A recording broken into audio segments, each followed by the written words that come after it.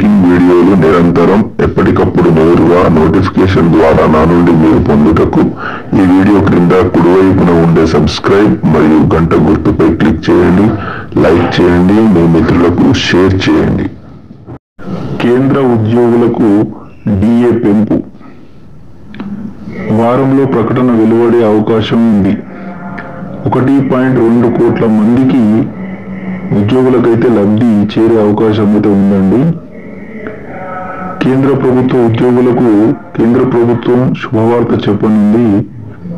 7వ వేతన సంఘం సిఫార్సుల్లో భాగంగా కేంద్ర ప్రభుత్వ ఉద్యోగులకైతే కరువు భత్యం అంటే డిఏ పెంపు పెరగనుంది.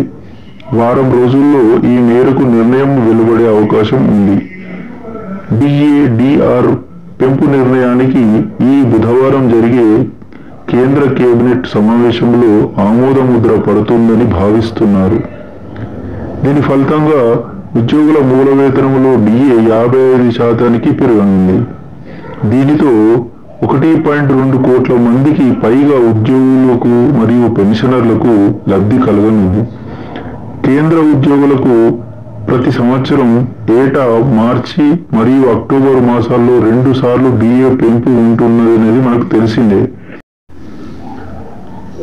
మార్చిలో ప్రకటించే డిఏ జనవరి నుంచి బెనిఫిట్స్, అక్టోబర్లో ప్రకటించే డిఏ జూలై నుంచి బెనిఫిట్స్ ఉంటాయండి.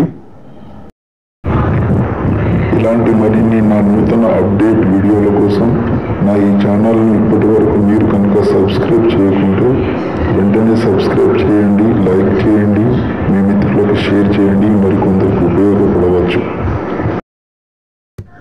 Thanks for watching my video.